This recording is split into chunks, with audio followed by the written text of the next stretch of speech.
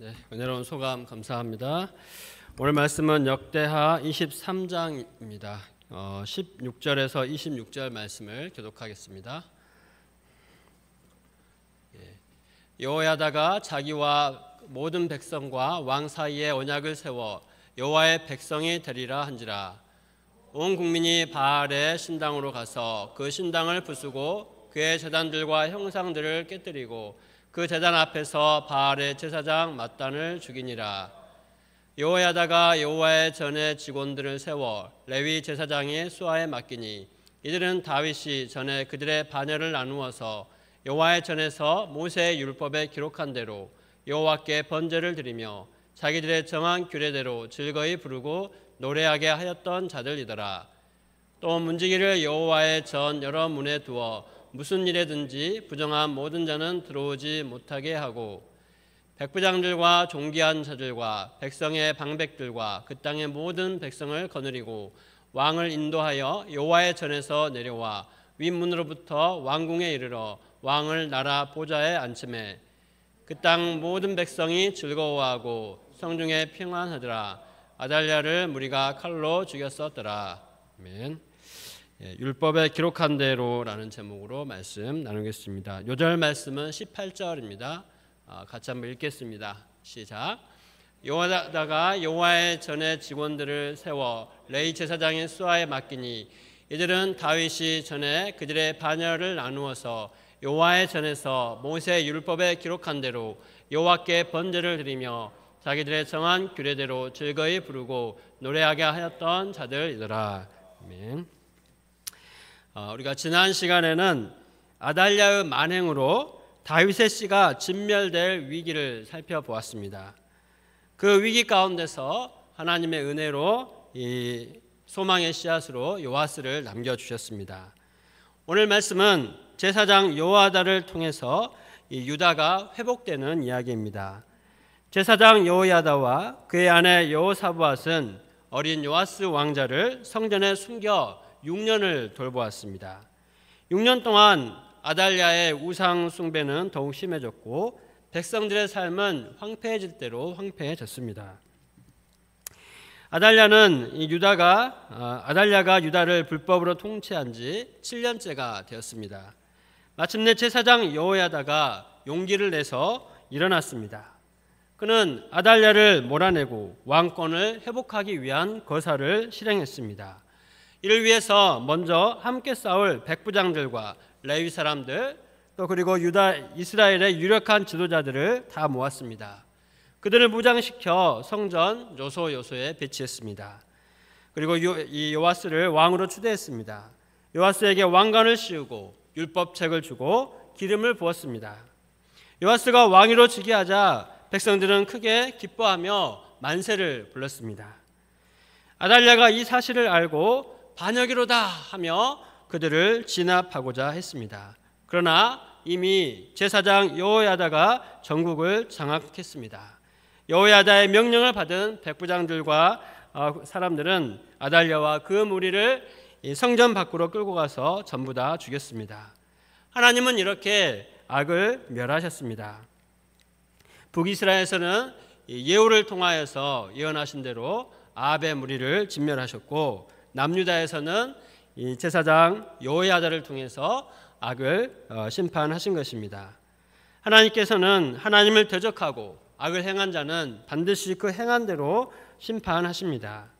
또한 하나님은 다윗에게 약속하신 대로 위기 가운데서도 다윗의 혈통이 끊어지지 않도록 긍휼을 베풀어 주셨습니다.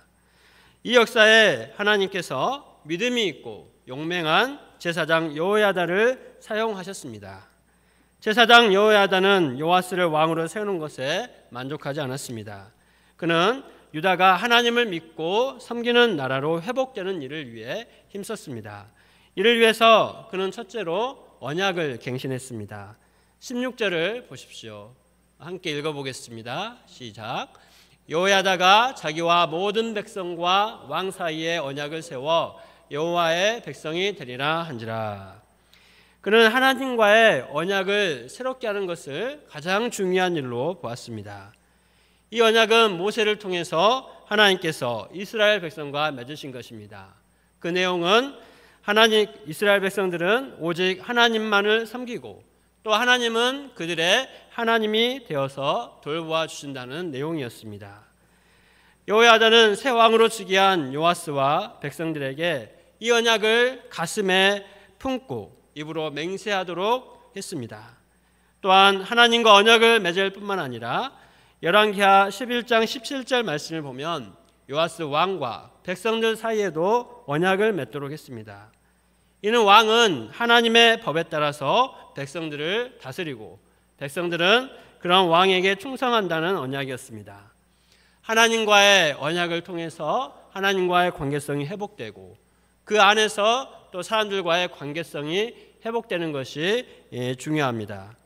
왕은 언제든지 아달랴와 같은 우상 숭배와 의인의 피를 흘리는 악을 행할 수 있는 죄악되고 연약한 인간입니다. 개혁을 하겠다고 일어나 권력을 잡은 자일지라도 언제든지 전인자와 같이 타락할 수 있는 것이 인간의 모습입니다.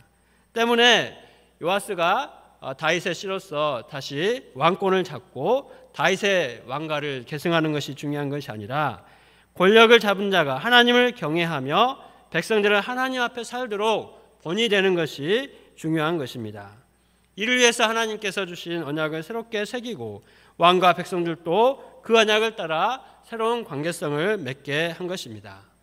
제사장 여호야다는 이처럼 하나님과 맺은 언약이 얼마나 소중한지를 알고 백성들이 그 언약을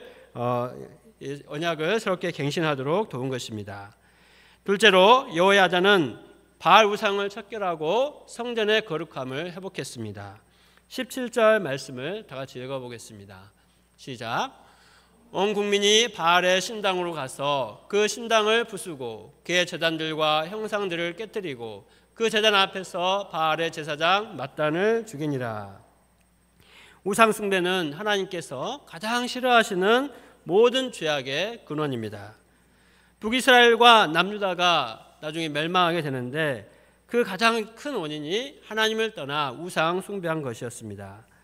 나라의 영적 회복을 위해서는 무엇보다 아달랴가 부추긴 바알 숭배를 철저하게 제거해야 했습니다.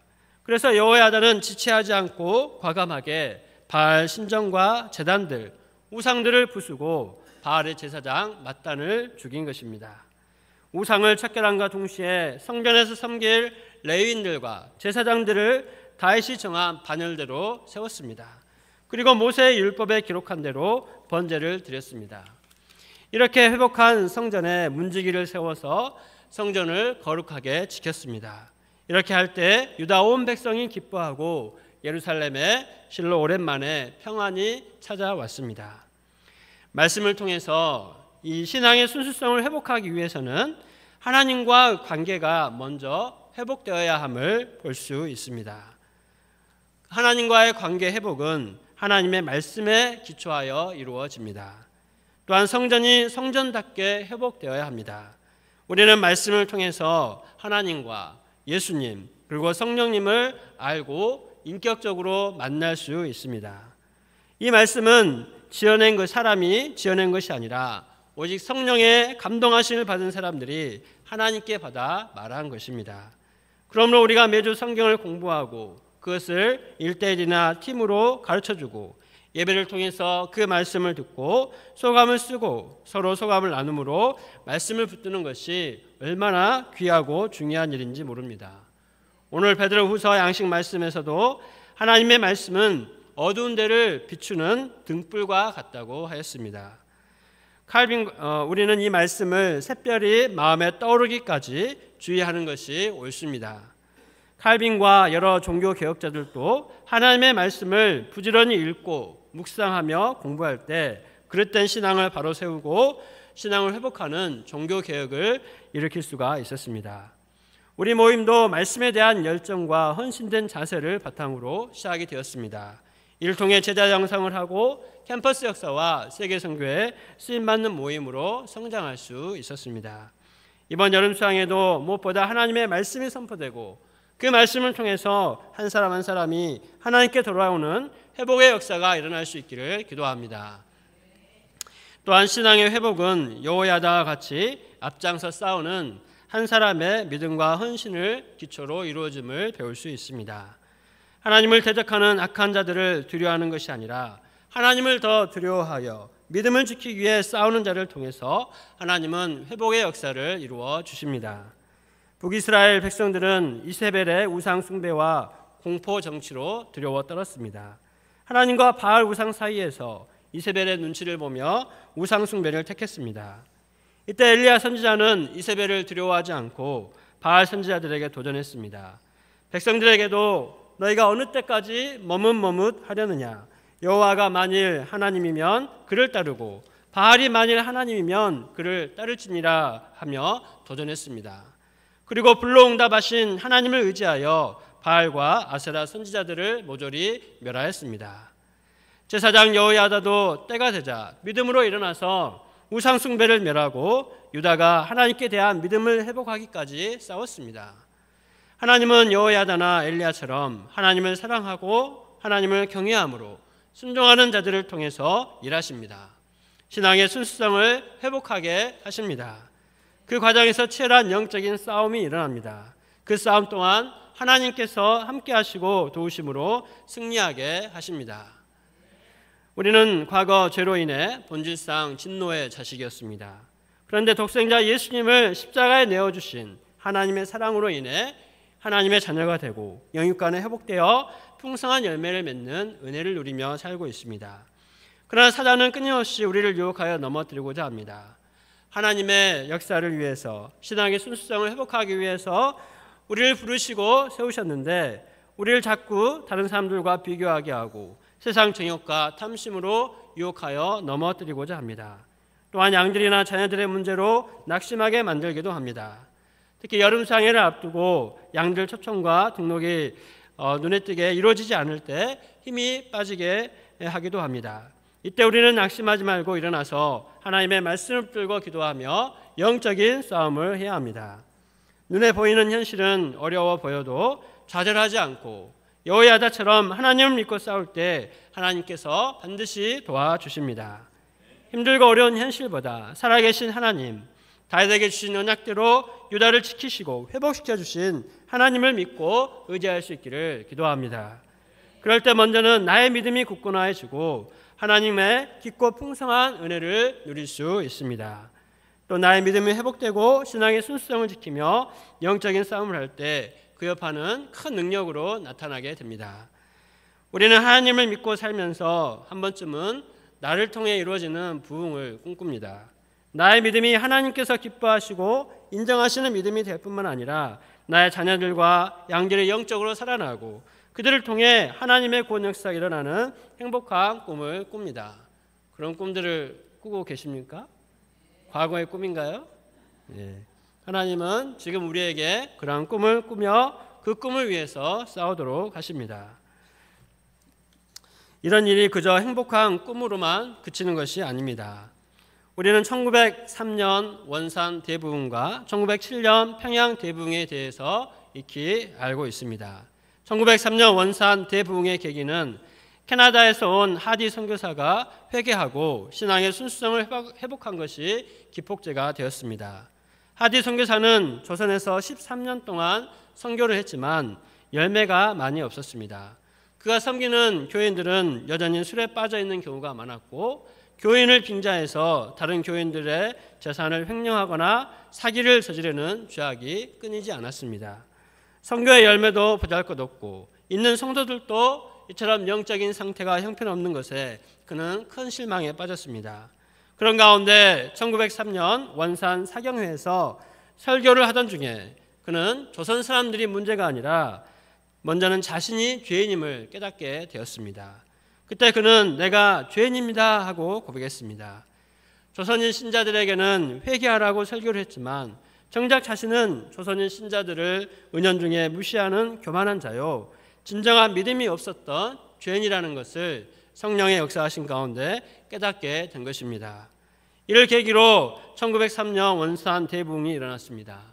또 1907년 평양에서도 길선주 목사님이 친구의 돈을 사치한 것을 죄악을 고백하고 회개한 것을 시작으로 평양 대부흥 운동이 일어났습니다. 이처럼 한 사람이 죄를 깨닫고 회개하고 하나님께로 온전히 돌이킬 때 신앙의 회복, 부흥의 역사가 일어나게 됩니다. 다가오는 여름상에도 한 사람 한 사람 마음 가운데 회개함으로 이런 부흥의 역사가 일어날 수 있기를 기도합니다. 말씀을 준비하면서 저도 먼저 회개하고 여호야다처럼 일어나야 함을 깨닫게 됩니다. 저는 양들과 자녀들이 영적으로 너무나 연약하고 변화도 더딘 것을 생각할 때 아주 많이 낙심이 되었습니다. 그들을 섬기느라 헌신하고 희생한 것이 결코 부족한 것 같지 않은데 언제까지 참고 기다리며 계속해서 섬겨야 할지 너무나 막막하고 지친 마음이 있었습니다. 사모님들이 여름생일을 위해 열심히 합심 기도하고 땡볕에도 아랑곳하지 않고 전도를 하는데 저는 그만큼 열심을 갖고 준비를 하지 못했습니다. 양이 연락이 되지 않을 때 전에는 마음 졸이며 금식도 하고 기도하며 어찌하든지 찾으려고 애를 썼습니다. 그러나 지금은 내가 뭘 어떻게 하겠는가 이런 생각 가운데 애타게 기도하거나 찾지 않았습니다. 하나님께서 나 같은 소망 없는 자를 구원하시고 자격 없는 자를 목자로 불러 사용하신 은혜에 감사하며 섬기지 못하고 무덤덤한 마음으로 지나갈 때가 많았습니다. 이런 마음에 사단이 틈타고 영적인 무기력과 안일에 빠지게 됩니다. 이런 양을 두고도 찾지 않는 삭군 목자처럼 되기 쉬웠습니다. 양들이 소원이 없다, 양들이 문제다 하며 정죄 판단하며 핑계를 찾았습니다. 이런 마음을 회개하고 복음을 다시 붙들어야겠습니다.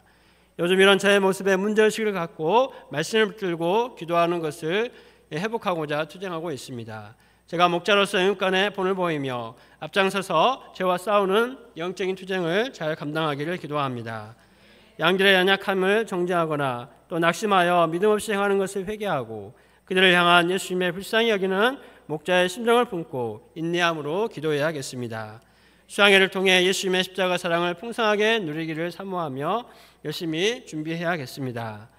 결론입니다. 우리가 살고 있는 시대는 아달랴와 같은 사단이 죄의 독을 풀어 많은 영혼들을 죄에 빠뜨리고 멸망으로 향하게 하고 있습니다.